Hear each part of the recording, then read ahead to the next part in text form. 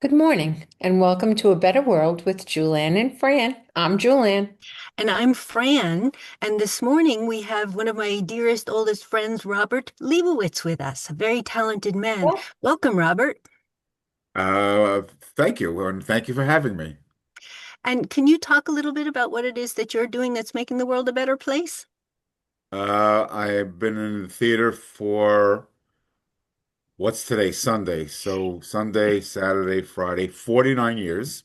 Wow. Wow. And I just amuse myself. And what we like to think that we do, sometimes we're less successful than others.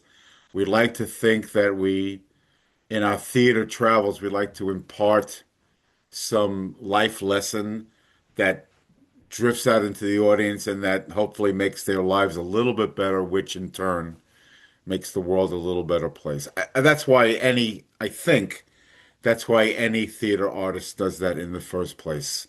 Theater seems to be, I mean, people sometimes get into it for the wrong reasons, but theater seems to be an unalloyed good to try to like a ripple onto a pond to try to uh, make the world a better place in through our art.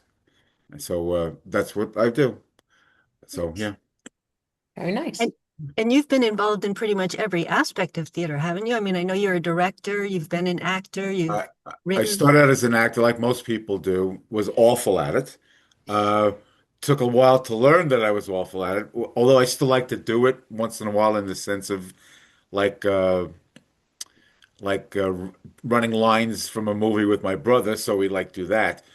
But once I learned I was awful, I in 1983, right after I left the college. I had the first act of a play that I submitted under a pseudonym because I didn't want them to think that it was me. And the play was well received. And ever since then, I've written 24 plays, and 18 have been produced in New York, with the 25th in October. My newest play is being produced in about 3 weeks, 3 weeks from Friday, actually. Um, and I seem to have a knack for it of writing plays. I teach it privately to several people, and I'm also a director, a theater critic, a dramaturge, like I mentioned, and anybody needs help with like theater production, I've done some of that as well. So people like pick my brain. People like my age, that when I was in college or when we were in college, that I find myself helping them because I know that when I was their age, there was nobody to help me. So I'm mindful of that. I Right. know I am. Um, s- when I was in the when I was in the hospital about a year ago, I was doom scrolling on Facebook, and most Facebook is just like stupid, complete garbage. But I came across this older man. He had a beard down to his like navel. It was in black and white, and he was talking. He was being interviewed by somebody. I didn't know who he was, but I was listening to me. He immediately caught my attention because the film was in black and white, and I'm doom scrolling and I'm staring at the four walls, and I'm recovering from my surgery. And the first words he said out of his mouth was, "Giving is one of the laws of the universe." Oh, And when he said that, like a bolt of lightning went through my body. I went, "That's right." Because I've always thought that, and I've always tried to do that in theater and like other aspects of my life. And sometimes when you don't have it, you don't have it to give. So Right. like it's hard to do. But when he said that, I went, "That's right." But I had never heard it in such a succinct, and the verbiage that he used really, like it was like a known physical entity. That's what I'm saying. It was like, that's right. That's a known physical fact. Giving is one of the laws of the universe. And the problem with the world, or one of the problems, is that there are too many takers. There are too many people that just don't. they can't get their arms around the notion of like giving to another human being or giving to an institution or an animal, or it doesn't even matter. And just there are too many people that go through their lives with their hands out. And not that I redoubled my effort, but when I heard him say this, and I don't know who he was to this day, nor do I care. Because one thing I've learned you know, in my late stage of living or later stage of living is that life lessons, they come from the unlikeliest of sources. They seem to. Like, here I am doom scrolling and just like minding my business, and he just dropped this butte on me. And then I never, and then I kept doom scrolling, and then I never saw him again. So, that's a long-winded way of saying I don't even know what, but like one of the reasons I'm in the theater, the main reason I have a knack for writing, I suppose, because people seem to respond to it, but also um, giving to an actor or giving to a person who asks for, it doesn't even matter. But I've always like I've subscribed to that idea, and when I hear it now, I try to spread the word as much as possible, which I know makes the world a slightly better place. That's that's the point. Beautiful. Yeah, Yeah, it is. yeah, Everyday kindness, just everyday decency. And right. A random act of kindness is yeah, another way of saying it. yeah, My girlfriend Lauren, and we've been seeing each other 5 years. She's the same exact way, and she's more giving than I am. She has patience for certain people that my cup runneth over on certain people, and but she's not like that. Um, and so when we're together, she's just to digress slightly on her, she was a Weight Watchers instructor for 50 years. That's a real number. And no matter where we go in the five boroughs of New York, invariably we run into somebody that remembers her from a session of Weight Watchers. Oh, No ma And it's wonderful. Now sometimes the people that we run into, you can tell they fell back off the wagon. They were not as successful as they would like to be. So, I could see that. And, I'm certainly not going to talk about anyone's weight because I've had weight problems my entire life. So I would never do that. But I am saying that the fact that we're walking in the street in the middle of nowhere or in a restaurant and the people will go, I know you. And this is from 20, 30, 40 years ago in different locations. And it's rewarding and refreshing to me for people to have that kind of impact on strangers. And it is long lasting, you know, right, like in the theater in the New York, I'm sure in LA also, the theater in New York, and Fran knows this, is not a small community, but people know each other. So you run into people. So on occasion, I'll run into an actress or an actor will say, "Oh, Robert, I auditioned for you 4 years ago." Oh, I remember. Or we did a show together 3 years. Whatever, it doesn't matter. But with Lauren, it goes back 20, 30, 40 years where she had made this lasting impact on other humans, strangers, and to this day that they remembered that she touched their lives. right. Without waxing poetic all afternoon, which I definitely could do, but like she touched their lives. Most times people, it's anonymous on the subway. I don't know the subway in LA, but like on the subway, people are like in their own cocoons and they and especially now they have their earbuds, they have their Kindle, they're locked into by themselves. And Mhm. to me, as a playwright, that seems to run counter to human nature, but people do it anyway. In my view, a subway should be, I know there are some like, you know, some misfits that ride the subway. I'm not saying not, but I am saying that a subway or a place like a subway should be a place of community. Like in the 19th century, the post office or the church or whatever was like a place where people met, exchanged ideas, had conversations, and raised the consciousness of, for lack of a better phrase, of everybody around them. And now everybody seems to be in their little bubble, their electronic bubble. They're on their own website or they're playing their stupid games, and everybody just seems isolated. And it's refreshing that when Lauren or I or whatever we're walking in a restaurant, walking in the street or in a restaurant, that that she had a lasting impact on somebody from decades ago, and that's what's the word I'm looking for? That's reassuring in my mind Right. that There's hope. that there's hope. Right, that there's hope, Joelle. You said that perfectly. Um, there's a play that I like to quote by Mamet called Speed the Plow. It was just recently done a couple of years ago, and Madonna, of all people, originated one of the roles on Broadway in 1988.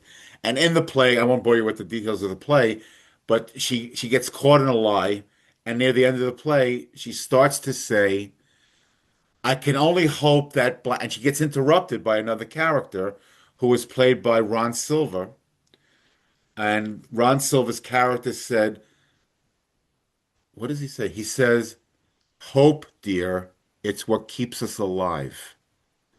And I've always remembered that line that Mamet put into his character's mouth because that's like a tenet of the human condition. Like, why are we here? We're the three of us are here now in the hope that your viewers, oh, Robert, blah blah blah, he does the theater, and he just said something that oh, I like what he said. I will Yeah. carry that with me and make the world a slightly better place.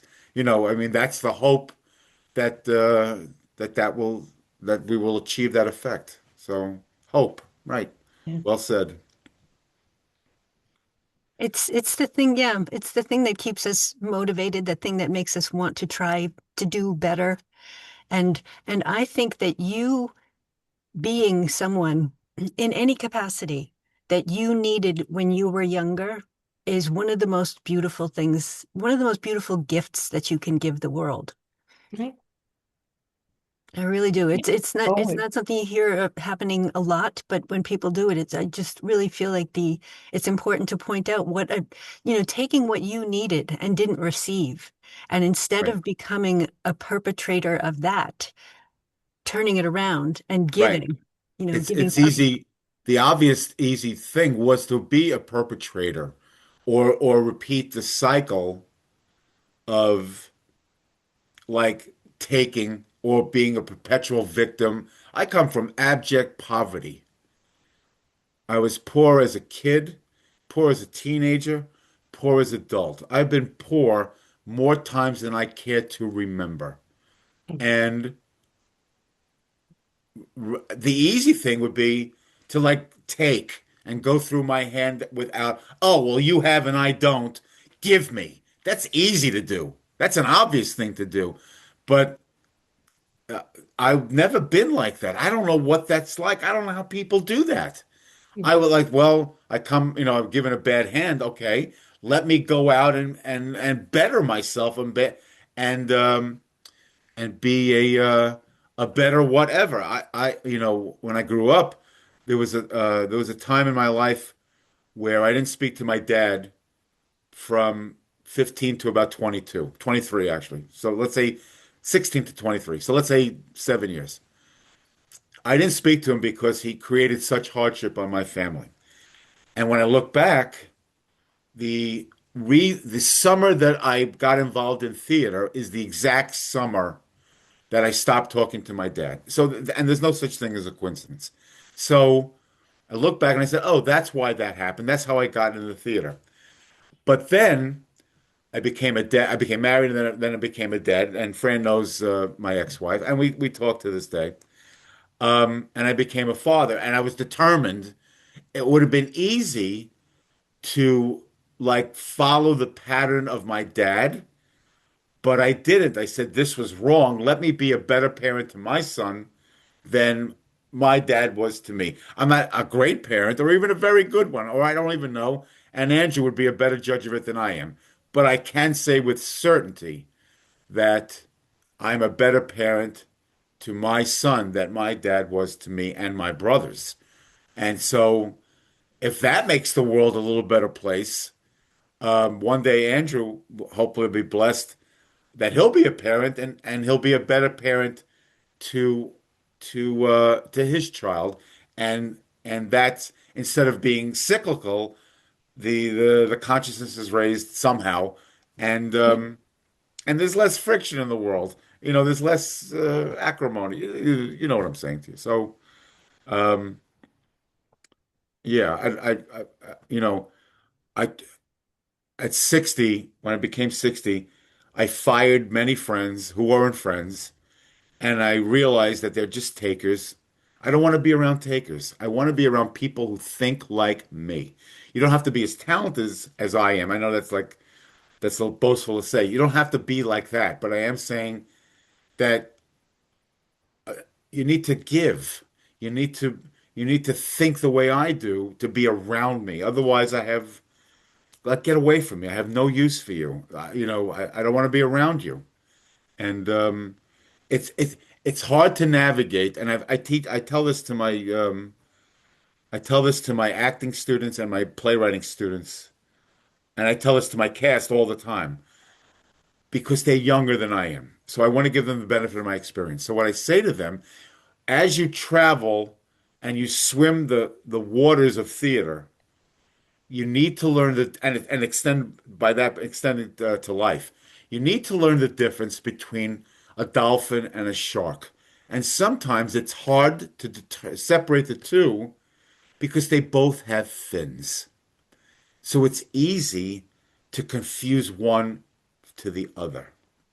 Now, I told this to my son of all people the other day, and my son is a contrarian. You know the way I know he's a contrarian sometimes. He's smarter than me, and he said, "Well, Dad, dolphins sometimes are lethal as well." Andrew, okay, I'm sure that they are, but I think of a dolphin as friendly and life affirming and Right. playing with people. And when I think of a shark, I think of Jaws and Robert Shaw getting bitten in Right. half. I Killer. mean, like, Right. obviously, that's the difference. So, so Mm. there's my son being Mr. Contrarian again. But anyway, that's the point I wish to make to people as they travel, not only the path of theater, because we've all been hit by that train, but like in life where to make the difference between a shark and a dolphin and act accordingly. So but it comes with experience. It's hard to do, and we all make mistakes and judgments about people that turn out to be awful. So Yeah. anyway, so that's what I try to impart in the world. So yeah. Good. Yeah, that's a wonderful thing. And I think, although I never thought of it in terms of giving is a law of the universe, I thought of it in terms of serving is. And it feels, and I think you would agree with this, serving feels really good. And doing things in community feels really good. Absolutely. And there's, as far as I'm concerned, the greatest art of all amongst fierce competition is theater because it is truly a collaborative art. And to me, it exemplifies the notion, what you just said, Fran, of community the best. Many arts are like solo endeavors, like fine arts. It's you and a canvas. That's fine, obviously. That's what people do. When it comes to a group of people, all like serving the same master Hmm. and there for the same reason. Like when people come to rehearsal, they're all coming from their job, their boyfriend, girlfriend, their kids. It doesn't even matter. They're coming from different places, but when they walk into that rehearsal room, they know or should know, listen, we're all here for this one purpose. We're going to achieve blank, blank, and blank. And we're all like fingers on a fist. We're like fingers on a fist. A finger individually is little or nothing. But when it's unified, it's a fist, and a fist, with a virtuous end, uh, could be noble and wonderful. What I try to stress in rehearsals is I'm always fascinated, and the two of you have seen this 1,000 times. Anytime there's a movie that has a collegiate team rowing like the boat in a race, I can't think of it. Like they're racing up the Charles River in Boston. They're racing like Yale is racing Harvard. Whatever, it doesn't even matter. Right. Right. You know what I'm talking about. Right. And what fascinates me is that all the people on the boat not only are rowing in the same direction, but they're rowing at the same speed. And I find that fascinating that they can achieve that Right. because usually there's a slacker, or not even a slacker. There's usually one has less physical ability than others, or more physical ability than others, and yet everything is synchronized like a Swiss watch, but you're dealing with humans. And every time I see this, I'm like, wow, look at them go. Look at what they're accomplishing. See. And I think it's just a remarkable achievement. At the end of the day, you learn a lot from sports, but at the end of the day, does it affect the price of a subway token? I'm not sure. But there has to be some virtue. There has to be something good that passes from being part of a community and doing things as a team, as members of a team. And that's what theater, at least, I've seen some garbage theater also, don't get me wrong, and I've been in some awful rehearsals. Don't get me wrong with that because you are dealing with human beings. But at its best, the art of theater really resonates with me. Not only do I do it, and I seem to do it well, but also I go to it. And so um, uh, I'm drawn to it anyway, which is how I got involved in it anyway. So it has an allure to me that other arts have, but not like theater. Michael Feingold used to be the theater critic for the Village Voice. I don't even know if it exists anymore. I don't read it anymore, but I'm saying I used to read his column weekly in the Village Voice. And I remember something he wrote. He said, "The beauty of theater, all human, all of the time."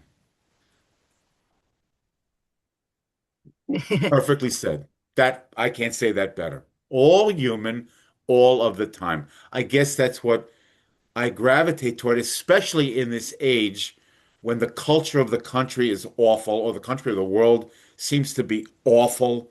And I still hark back to music that I listened to when I was a teenager or in my 20s, or even before that, or read plays that were written 100 years ago, or that kind of thing. Um, all human, all of the time, and that's the telling of a story that is embedded in human emotion rather than AI or rather than God Right. knows what, always resonates with me. What an accomplishment to see people in sync for the greater good, Yeah, whether it's the play or the whatever it is, it right. can happen. If the rowers can do it, we can all do it, Correct. Perfectly But you just stated. have to want to do it. Correct. You have to want to do it. And that's what we lack, that Yeah. want. That want. Everybody's so busy with their own little circle. I always say you don't know what somebody's going through. You can have a lot of sadness in your life and a lot of heartbreak and things that are going on. That doesn't mean that you have to go to the store and take it out on the girl who's packing the groceries. You know what Right. I mean?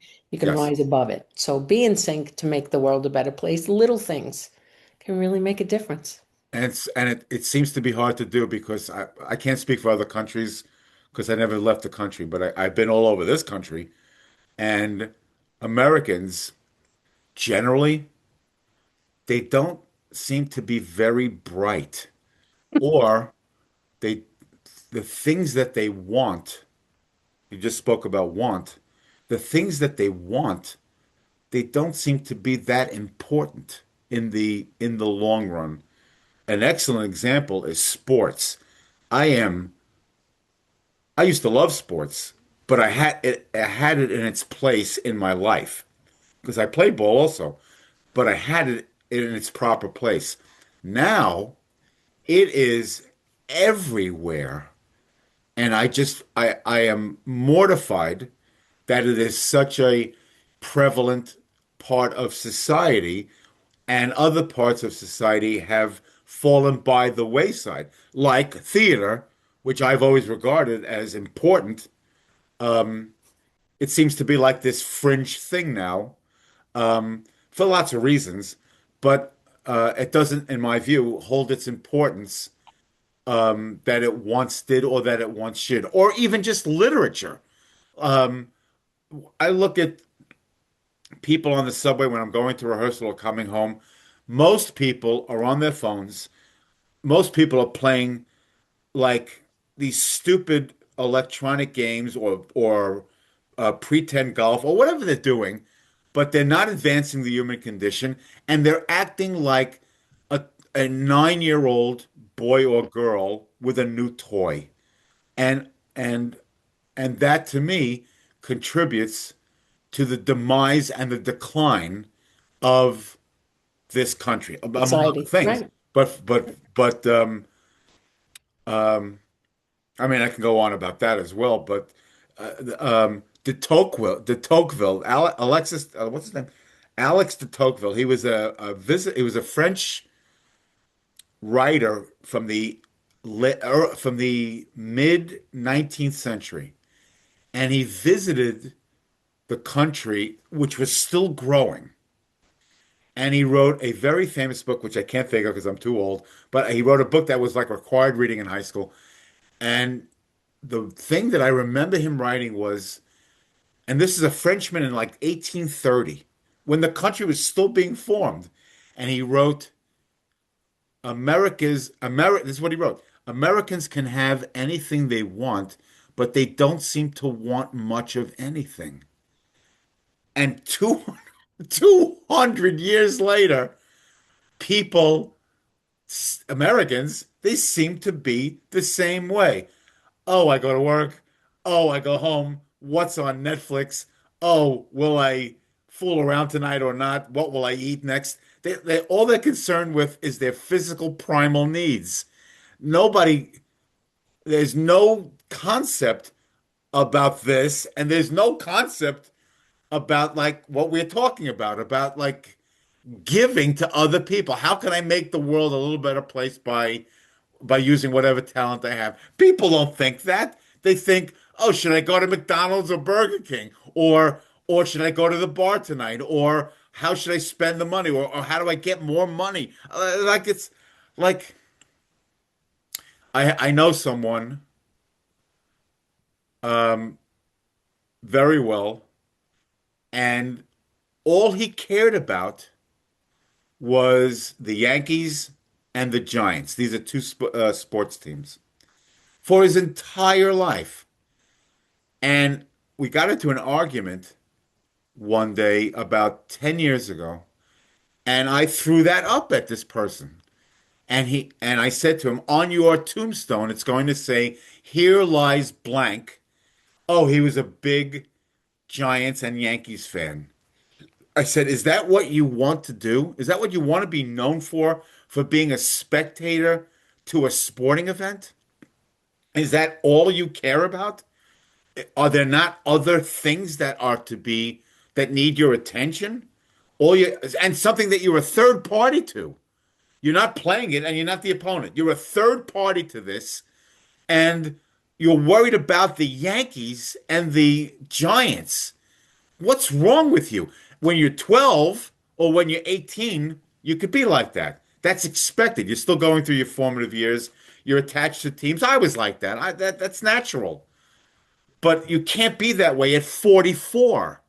There has to be something that's more important. Happily, when I said this to this person, I think he heard me and doesn't seem to, and I'm still friends with him, doesn't seem to care as much about sports as he wants and cares about other things that affect more the human condition. So, I know that's a grandiose statement, and I really don't know what effect I had on him, but I did say that to him, and I think he heard.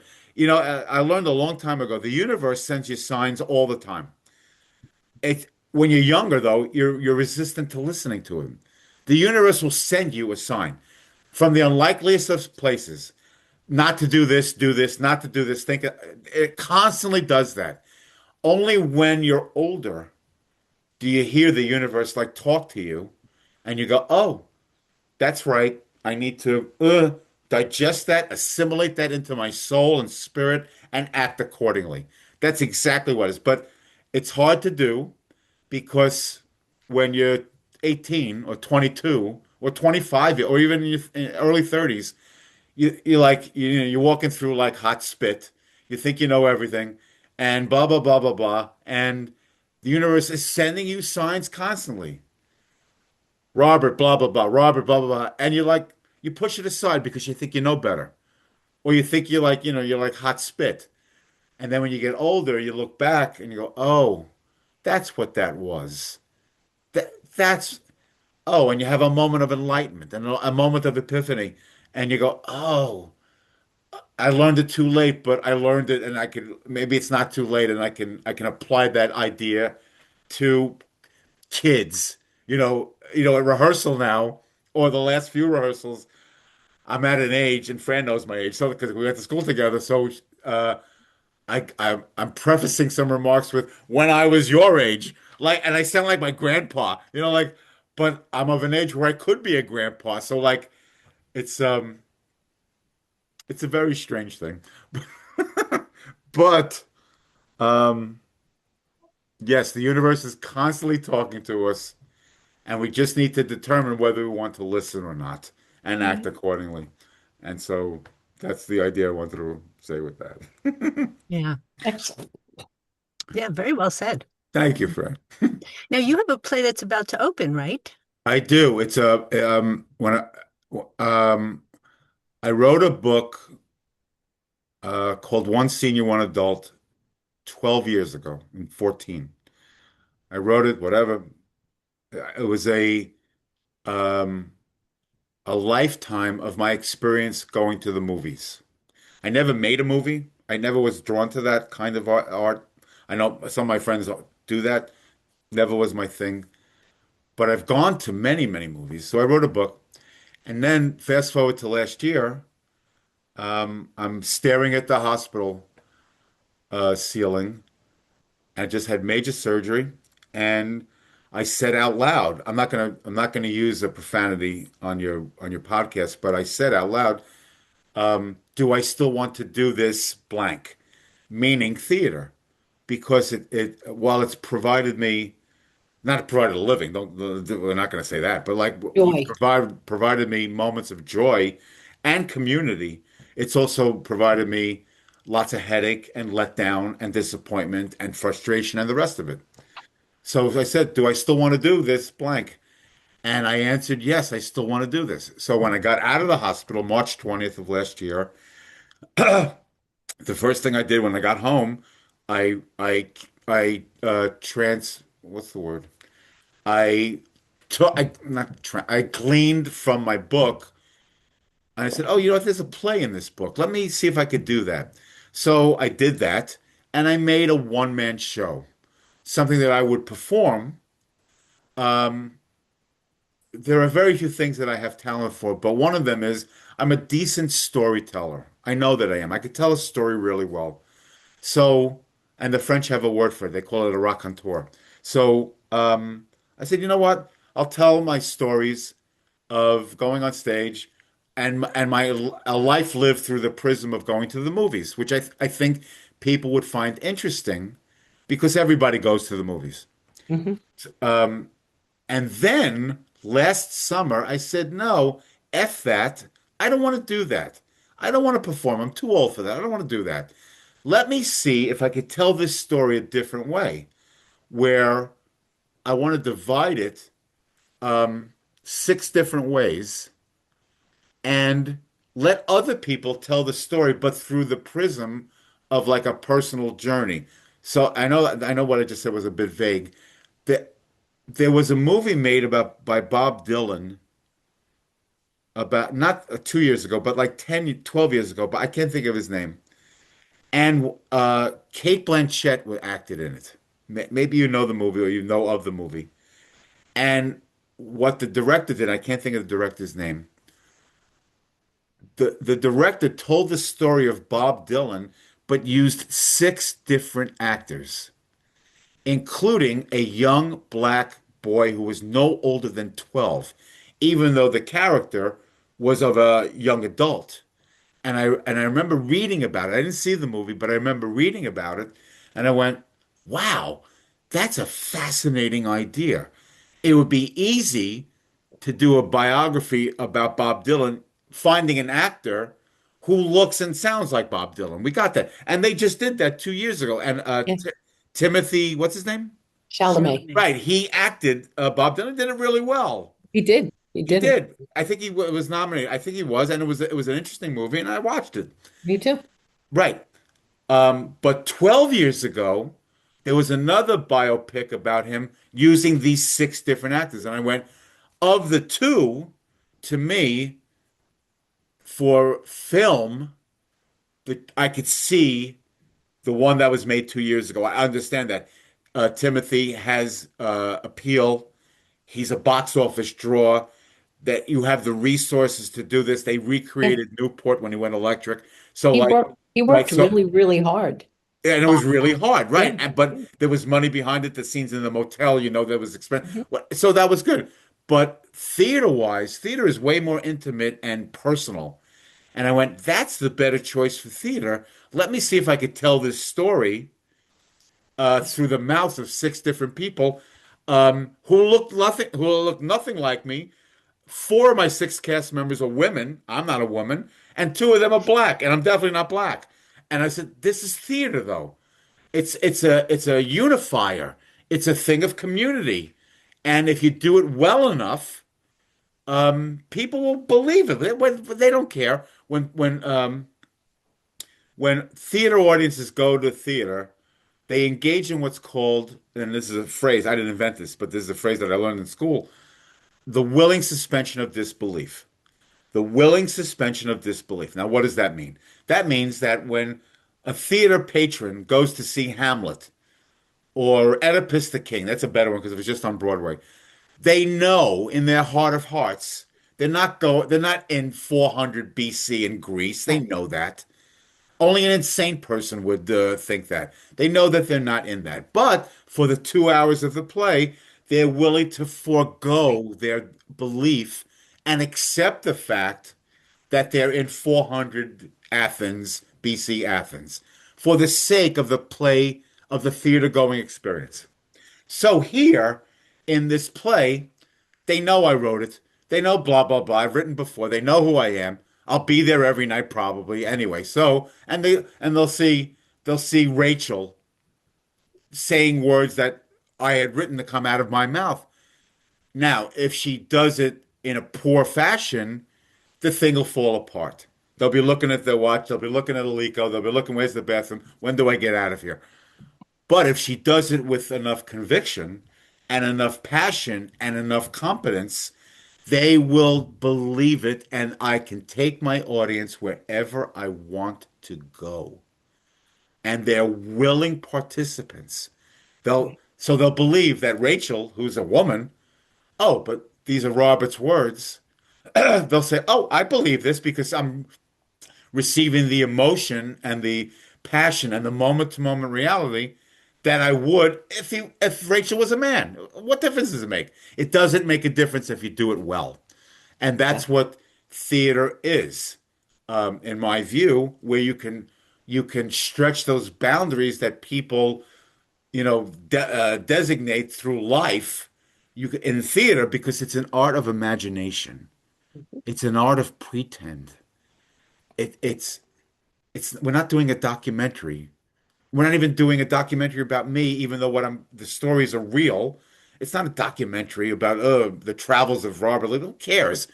It's a theater piece that I hope resonates with the theater going audience and by extension the universe. I tell my playwriting students all of the time because they fall into the trap. I have playwriting students they write for a particular audience. It doesn't even matter who the audience is. They write for a particular audience.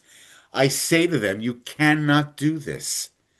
You must write for the universe and let the chips fall where they may. I have gone to I think four August Wilson plays, Broadway debut productions of his Broadway plays. He wrote a cycle of um, 10 plays from 1900 to 2000. He devoted 10 plays, one to each decade, depicting some sort of life in being a black in America. So he wrote this, but he is such a fantastic writer that I went to for his openings. Now, being a black American is the furthest thing from me. I am not that, and I did not have his struggles the struggles were way different. He's from Pittsburgh. The whole thing was different. But the point I'm making to you is that when I went to see his plays, I felt like I was shaking his hand, like he was speaking to me, even though 80% of the audience was black. 20% were white or other, and it didn't matter because he was speaking universal truths that transcended a particular race, religion, or nationality or creed. That's what theater is. That's what that is. We're not writing for particular audience. We're writing for the universe, and whatever happens, happens. As opposed to going to a movie, oh, the Fast and Furious 4, we know this stupid garbage is for kids 18 to 24 or even younger. They need the money. We know that. They're writing for a particular audience. Theater, real theater, is not that. It's for the universe, and it's an unalloyed good. That's wonderful. How do people see one senior, one adult? They see it. It's they the we Our company does business with a third party that's out in California somewhere called Ticket Stripe. They handle all our business and our finance and our ticket sales. Go online, type the play, and they will sell you a ticket. They take a little piece for themselves, and that's how they make money, which is fine, and we get the rest. And the play runs 7 performances, opening Friday, April 24th, runs that weekend, and then the following weekend, and then disappears into the void like most theater The does, universe. into the universe, and hopefully, like I talked about the pebble on the pond, it creates some ripples that reverberates positively in the universe. And I'll give you a better example that I had nothing to do with. After this play is done, I have been hired to direct a play for a summer festival. The name of the play is Omid's Tapestries. Through a friend, um, uh, a friend of a friend recommended me to be a director. I met with the playwright. Long story short, we did a stage reading of the play a year and a half ago. The play depicts a same-sex couple who are trying to live their lives in Iran. Mm. In the play, in the play, the couple gets ratted out by this bad person, and they have to not only go on trial, but when they're found guilty, they're put to death. Now, I am not that. I'm a straight man, I'm not a gay man, and I'm not Iranian. But when I read this play, I went, this story must be told because it appears, assuming that the world of the playwright is correct, and it is, it appears that Iran or the people or the country, the people that run that country, they're living in the seventh century and they can't live in the seventh century. Their whole precept about um, homosexual love versus straight love is, to me, is preposterous and has to be eliminated because at the end of the day, love is love. That's it. Two men want to love each other. Who cares? What Yes, difference does it right. make? It doesn't affect me. You found love. What do I care? How does that affect me? It doesn't. But some people, like I said, live in the seventh century. So when the playwright, and the producer found me again, they want to mount the show for a full production. Sign me up, even though I'm not, and even though my son, to the best of my knowledge, is not either. It's still wrong, and so the playwright is pointing out this wrong that he hopes to remedy, and I want to be a part of that. And that's the beauty of theater. It doesn't personally touch me, but it kind of does as a citizen of the world anyway, or as a citizen of the theater, for sure. The theater is there are many gay men and women in the theater, many.